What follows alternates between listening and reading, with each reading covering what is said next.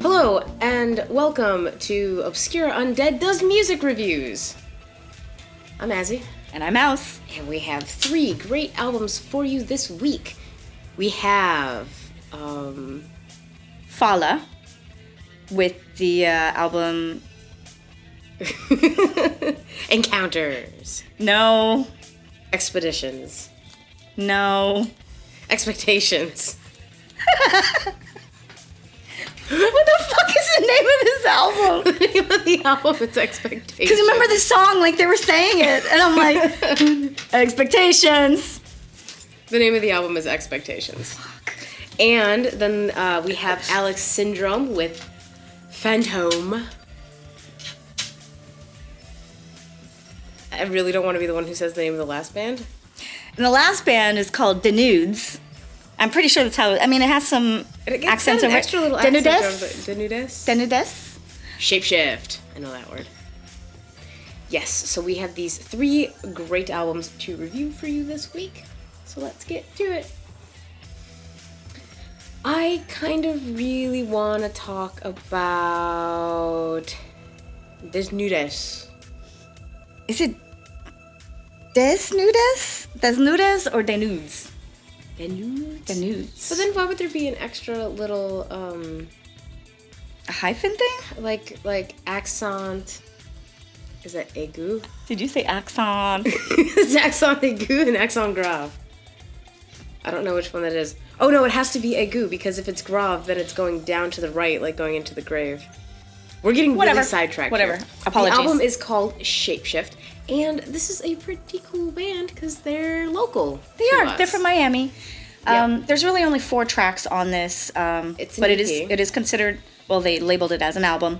Well, it doesn't matter what they label it as; it's still an EP. Yeah, that's true.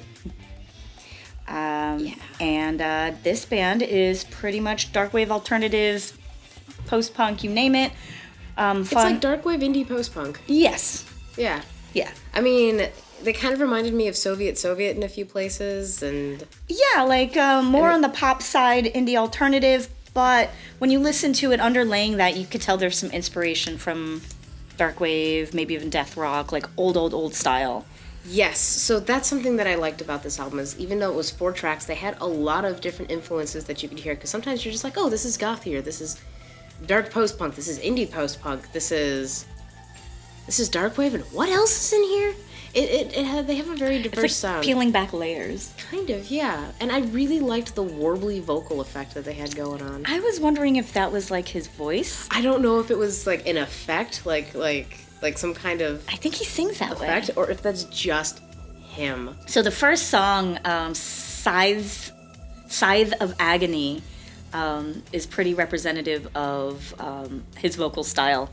Yeah. And I was reminded of some old like Christian death, like maybe even older Bauhaus, but like straight up like 1979, 1980 shit, you know, like it was a lot of fun. Like I really like this song a lot.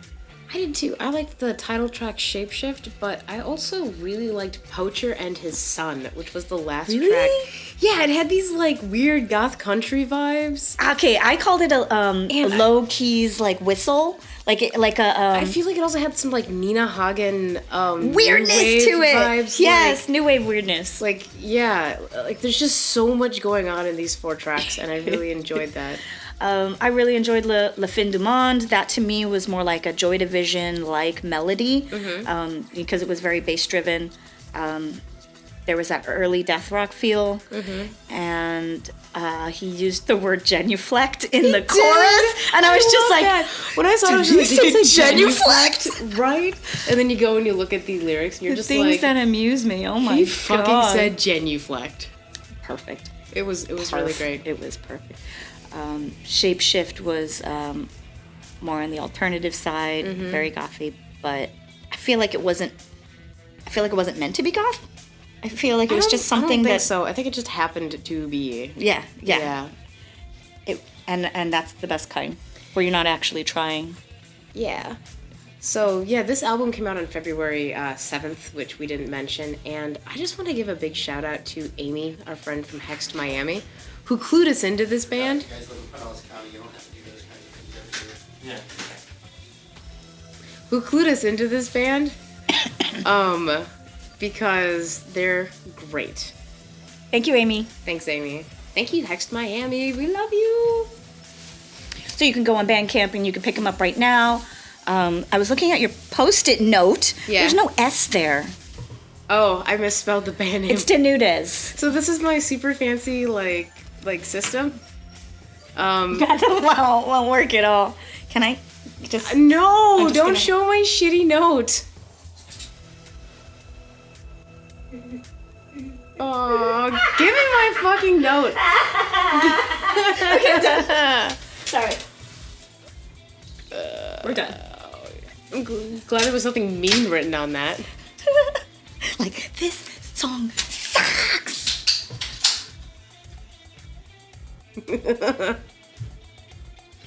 Hey, he asked. We weren't doing anything. Where's mine? Oh, that's the issue. Mango White Claw, or do you want a Pepsi Zero? Mango. We have a special guest in the studio. That's the one making all the noise. Oh, that one's the director. That is the biggest White Claw I've ever seen. Why is it so big? Mouse, I never thought I would ever hear that come out of your mouth when I pulled something out for you. So we have brought on a special guest. This is Jet of Push Button Press, who has been on the channel before. Hey guys, good to see y'all again.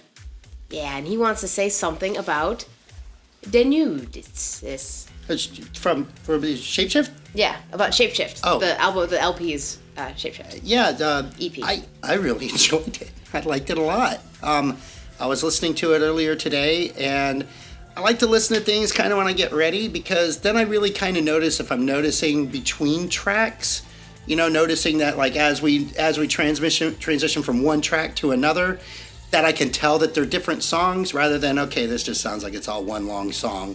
And I really like the transitions between them, and I really like the contrast between the songs too. I really enjoyed it. I really would like to get to know these guys and see them. Definitely. Absolutely. We were saying that like, you know, they only have 4 songs to show us all the different styles they can do, but it's got like your Joy Division examples, your death rock style, your goth alternative style, and that's what I like about it, because it's a conglomeration. You can't, I always, and I've said it before on the show, I always like it when you can't pin one thing down on a band, that you can hear multiple influences. You just don't go, oh, it sounds like this. I like how you can hear those multiple influences in it. I really enjoyed it a lot. I liked it. Cool. Thank you. So if you are in the band and you are watching, please get in touch with Jet from Push Button Press. Yeah, that would be really cool. We have some ideas that we're trying to toss around about doing some stuff locally. We haven't been wanting to step on local promoters' toes for sure, because they've been very good to us, very nice to us. But I also don't want to slight ourselves, because maybe some of the bands that I like and that the rest of the band like wouldn't necessarily get booked. And I'm not trying to be any kind of a slight, but wouldn't necessarily get booked.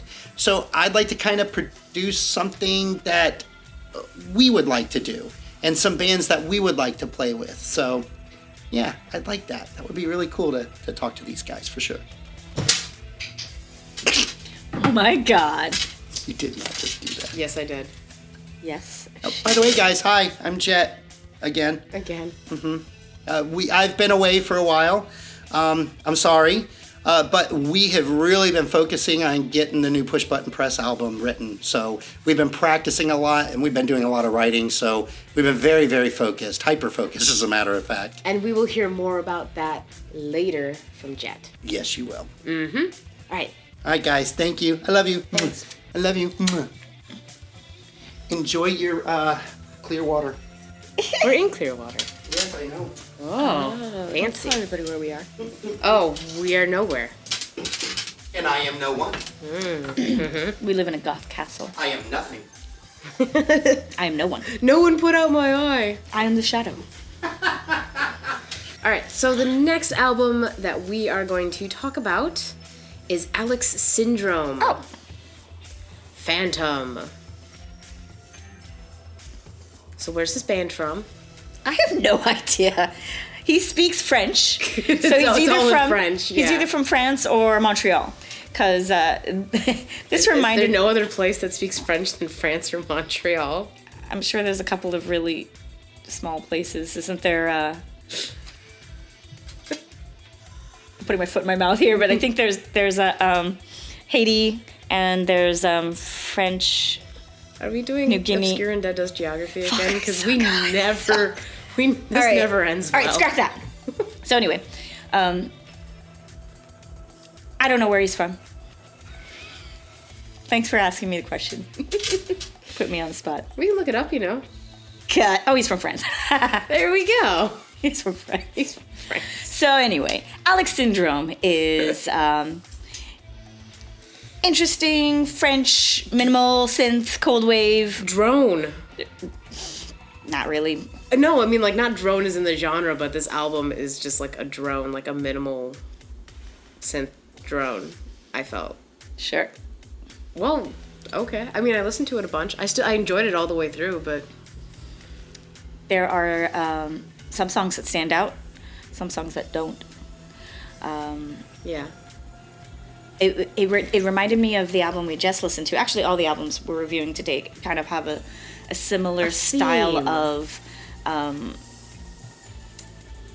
just showing what the early days of this genre was like. Mm-hmm. So the earliest like minimal synth cold wave is actually like Gary Newman, Kraftwerk, Devo, like that kind of thing, and that's what he's representing here to me. When I'm listening to these songs, I'm hearing a lot of what French cold wave is right now.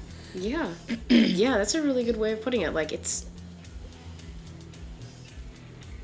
a 14-track album. It's so long. I had a point for that I was remembering. Like, You were gonna forget remember? to say. I was gonna pull it up and just look at the numbers. No, I was thinking about. There's like, no freaking numbers on this. I was thinking about talking all about like cold wave and France, and then I was just like, I paused. I was thinking, I don't want to get into all of that because these videos are only a limited amount of time. Oh shit. Okay. Sorry. But the album is 15. 15 tracks. The first track and the last track are intro, outros, and in between there was a lot of some stuff solid going on. tracks. Like, the first track that caught my attention was Class 1987. yeah, because of video cassette or whatever he's saying. I don't know what he's saying in any of these songs. Hey, there are lyrics, but no, he keeps going video cassette, and I just keep tuning to like he's saying video cassette. I'm gonna go over look and right over now. and over. Is that what he's saying? Yes. I don't see that in the lyrics. Are you looking at the right track? Yeah, I'm looking at Class 1987. Maybe it was it the second track? Oh, here, look. Nos video cassettes. Oh my god. Oh, I see it. Okay. Video cassettes. Mm-hmm. It's amazing how you hear things that I don't hear. Anyway, this does have a really interesting retro feel to it. Yeah, I liked just in general across this entire album the like melody cadence and vocal cadence and just like the rhythm of the whole thing. I did. Some of the songs are very simple. Like, yeah, they are. 2 chords, 2 note melodies. And it's 2 just instrument songs. 3 if you count vocals. very, very minimal, which is fine. So that in some songs could end up very repetitive. Yeah, like Sans Issue. Oh yeah, Sans Issue. That was a very simple song.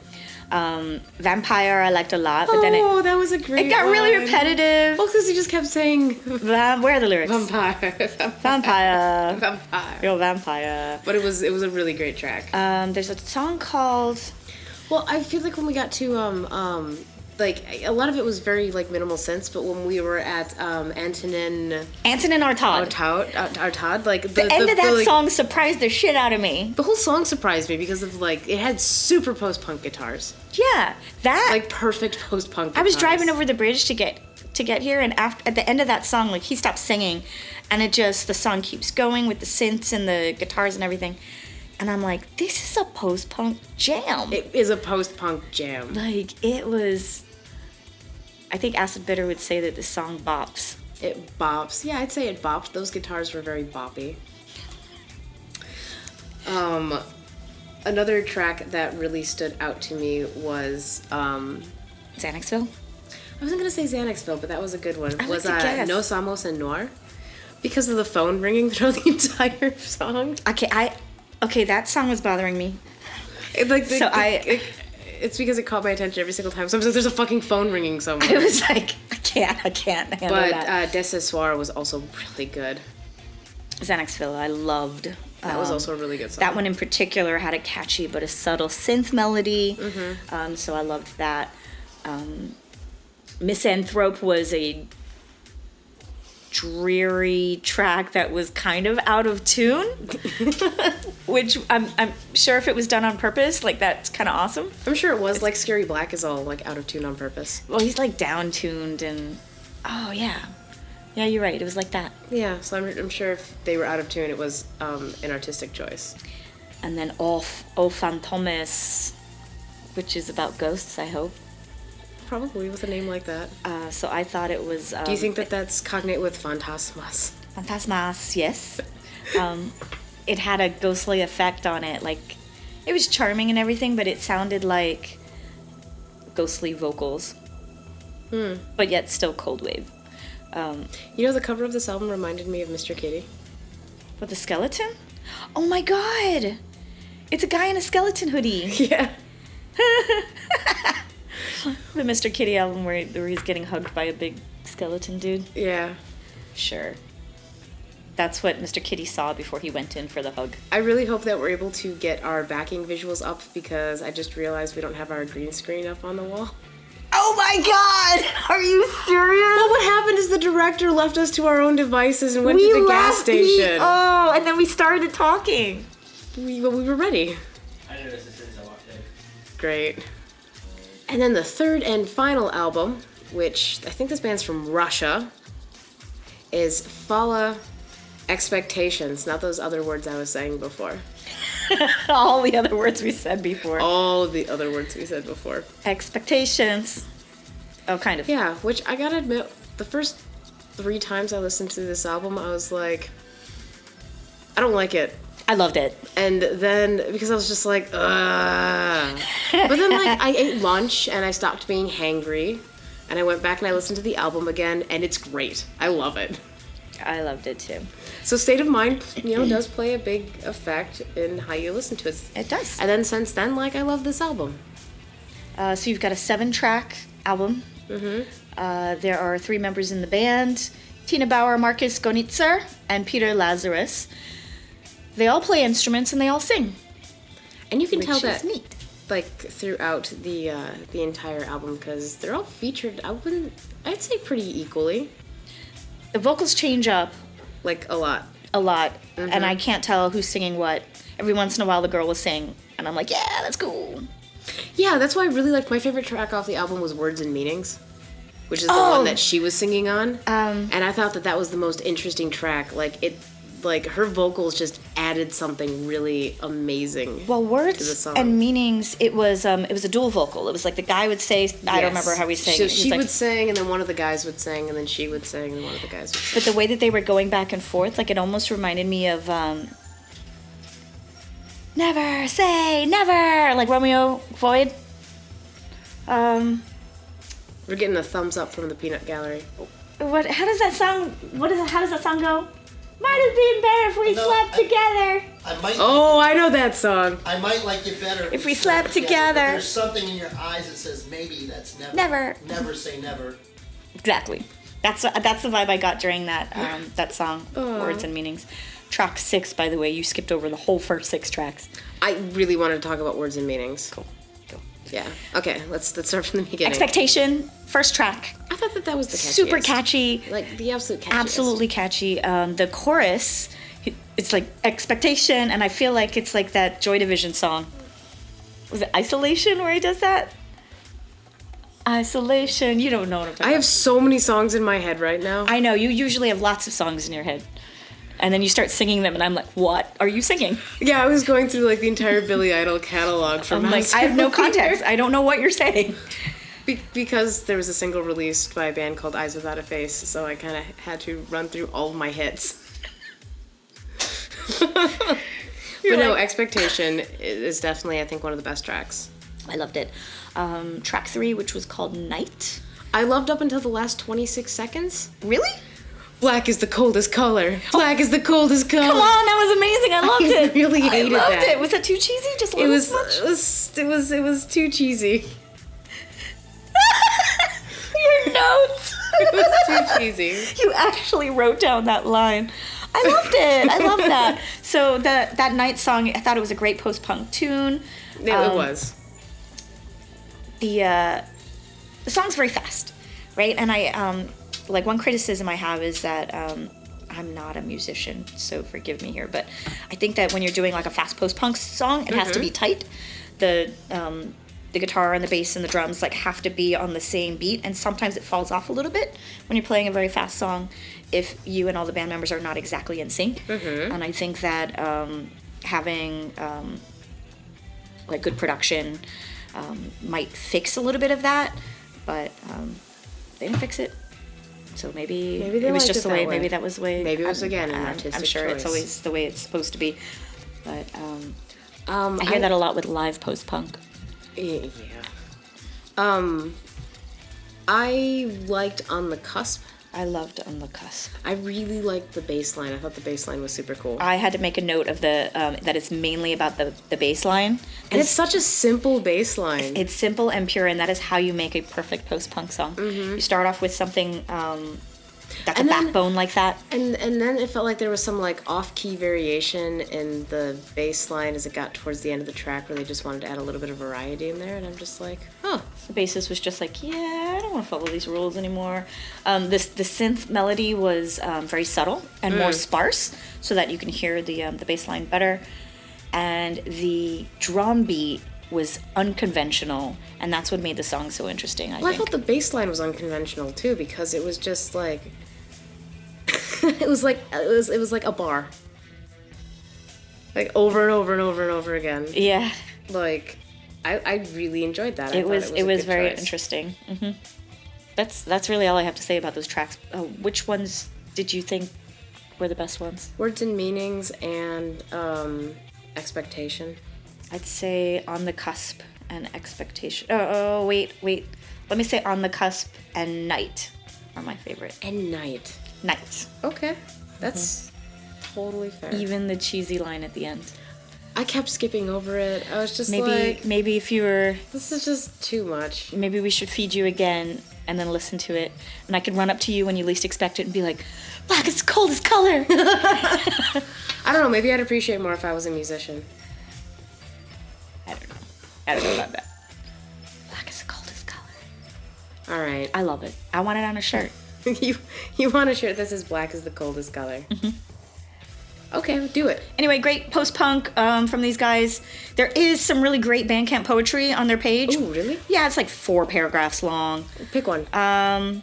Waking up, staying down, overwhelmed by facts and fate. With cavernous eyes fed on unease, we have a vibrant hunger to shape the unpredictable, to master the inevitable. And here it is, where they infect and overwhelm us like a virus, they consume us like the plague. Expectation. Expectation. Oh my gosh, that's like a goth cologne. Expectation Oh my god. by Falle. You can hire me anytime, guys. Thanks. Oh god. Mouse. Stop. All right, but yeah, I felt like all 3 bands that we reviewed this week really showed their variety chops, which is great. I love that. Yeah, Yeah. I do. It's really nice. So we should wrap up this video. So we're done. We're done. We're gonna thank our dudes. Patrons. So we're gonna run through them really fast. Okay. I'm gonna run really fast. David Montoya, thank you. Asa Bitter, thank you. Thank you, Mason Shiver. Thank you, Junkyard Bat. Thank you, Libby. Thank you, Skullgirdle. Thank you, Demetria. Thank you, Cadaver Kelly. Thank you, Max Shrek. Thank you, Uncle Fester. Thank you, Sabaris. It's Sybaris. Are you serious? Sybaris. I've asked her like 100 times. Oh, and I also learned another thing. Thank you, Dea. No. And like. No! Yes, it is. Like, comment, subscribe. Check out our other videos. Jet's gonna be in another Dia, one. I'm so sorry. I've been saying Dia And this is where the video ends. for